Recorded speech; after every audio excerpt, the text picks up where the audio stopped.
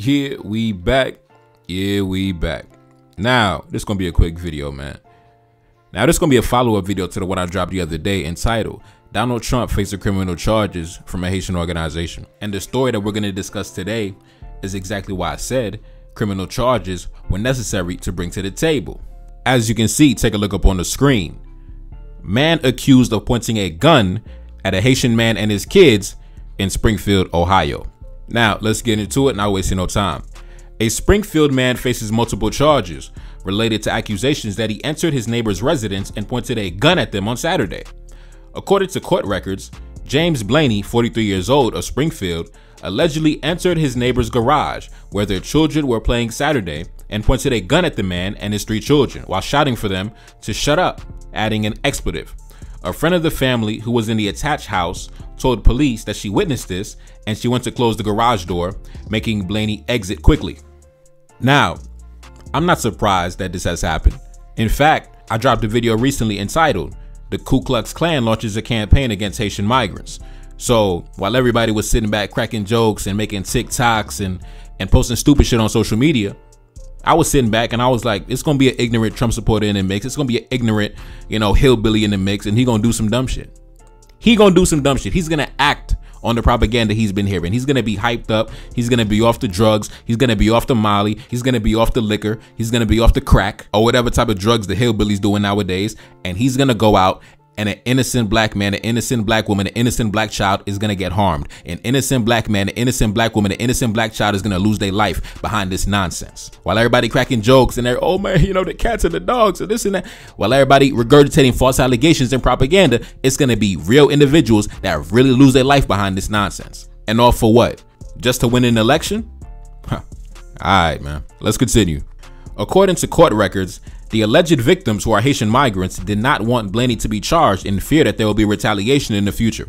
They told police that the children are not permitted to play outside and instead are allowed to play in the garage or the house due to fears of someone harming them. Now, time out. Keep in mind, the parents in this situation, they did not let their kids play outside in front of the house in public view. This was a situation where some hillbilly walked onto their private property where their children were playing in their backyard and then pointed a weapon at them. This hillbilly walked into a backyard where black children were playing hide and seek or playing tag or playing kickball or playing basketball and pointed a weapon at them. Now, of course, when police arrived later, they found this guy to be drunk. He's reeking of alcohol. When it comes to Ohio, the opioid crisis down there is insane, right? One of the highest in the country. The community in this area is grappling with addiction on a massive scale. It's not just opioids, bro. It's a cocktail of all types of different drugs and alcohol that's devastating the community. And that's also why little small towns like these are so easy for Donald Trump to galvanize, bro. You got a bunch of, low income white folks, right? They on heroin, they on, prescription painkillers, the Vicodin, the Oxycontin, they on meth, they on crack, they're alcoholics. And combine that with the fact that Ohio, historically going back a century, has one of the largest concentration of Klansmen going back to the 1920s. So while everybody was cracking jokes and spreading propaganda, I took this very seriously because propaganda is not something to play with, right? When you're spreading all these false allegations, oh, the Haitians getting $55,000 on the EBT card and they getting free cars and they taking all their jobs and all this nonsense. And then you saying random cartoonish caricature like bullshit, talking about, man, they're eating our cats and dogs and our like, bro, come on, man. You don't think some methed out hillbilly is gonna go crazy and just walk up and just, headshot a Haitian because he's high on drugs? Like, come on, bro. Y'all playing around, bro. Let's continue. Blaney faces 3 first-degree felony aggravated burglary charges. He pleaded not guilty on all 3 counts Monday in court. According to court records, Blaney denied entering his neighbor's garage. His wife said she had been home and did not see her husband leave the house. Officers noted in their report they smelled alcohol on Blaney and his wife, and they did not find a gun on the man, but that he has a license for concealed carry. Now, here we have, some random Trump supporter. And yes, I looked up his voting status, a registered member of the Republican Party. And this is off topic, but one thing I hate is when I'm on a microphone and I'm spanking the Republicans, don't come into my comment section, start talking about Hillary Clinton and Bill Clinton. Don't come in here running interference when I'm spanking the Republicans. Because first of all, if you want to be honest, if you want to keep it real, back in 2004, when President Aristide was overthrown and kidnapped and put on a plane by U.S. officials and forced into exile, who was in office back then? That was George Bush in office back then, right? So I'm not understanding why whenever I get on the microphone and I start spanking the Republicans and I start putting foot to ass to the Republicans, I got somebody coming into my comment section talking about Bill Clinton and Bill Clinton, right? Because it wasn't Bill Clinton in office back when they overthrew Aristide and sent the country into chaos back in 2004 that led to a brutal UN occupation and mass rape and pedophilia all throughout the country. Last time I checked, that was George Bush, right? Y'all talk about Bill Clinton's economic policies, but who laid the foundation for those economic policies back in the 80s with the Caribbean Bastard Initiative? That was Ronald Reagan, right? But I say all that to say this.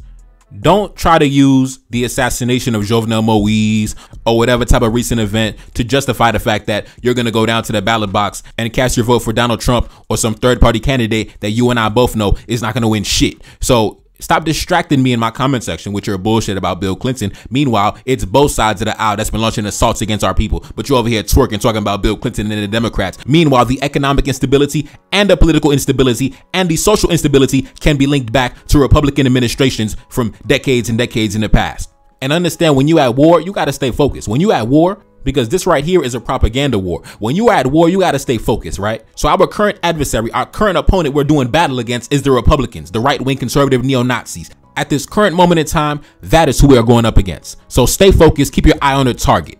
Now, I want to talk about this story, man. I want to talk about this story. Now, I told you this at the beginning, at the very beginning that this story broke out. What did I say? I said, the one demographic I'm worried the most about is the Haitian children. The Haitian children going to school, the Haitian children, walking down the street. What did I tell you in that Ku Klux Klan video? I told you these guys, they target children. They target our women. They target little boys. They target little girls, right? They're cowards. They're degenerates. And what was the word of advice that I gave towards the end of that video? If you are a father and you have children, if you are a brother and you have siblings, this is now the time to really fortify your defenses. Don't let your children play outside, all freely, in front of the house or walk home from school by themselves or go to the store by themselves. Right now is not the time for that. Right now is not the time for that. And if they do got to go outside, if they do got to travel or go somewhere, always make sure there's a man with them, right? Whether it be a father or a brother or whatever, right? Always make sure it's a man, because like I said, these are cowards, right? They want to attack children while they're playing in their backyards. These are the type of individuals we dealing with, right? These are the type of men that we dealing with.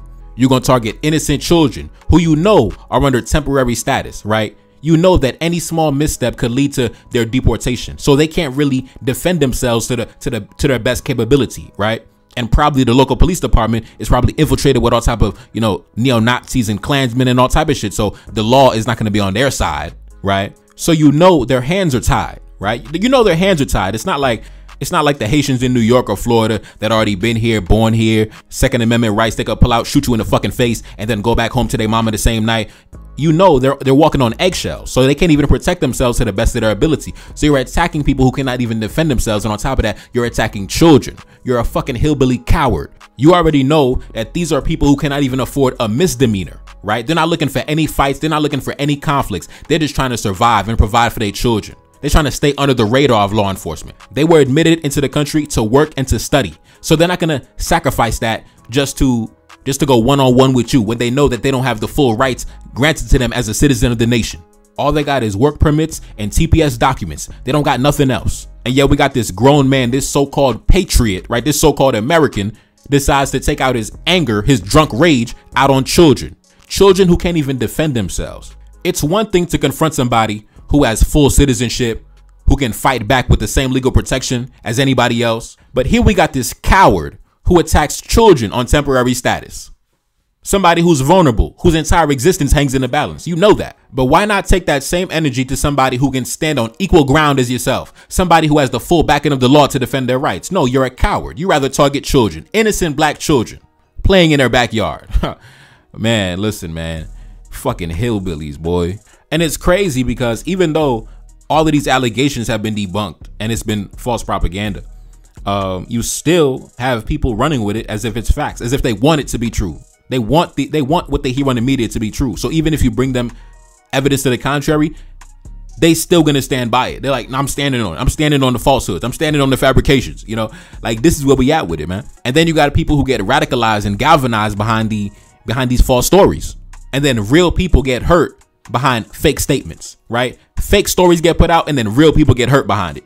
Now, I see this guy was charged with aggravated burglary, which basically is when somebody enters a occupied structure with the intent to commit a crime or cause physical harm. Now, in this case, the police charged the suspect with a felony, right? A felony charge, right?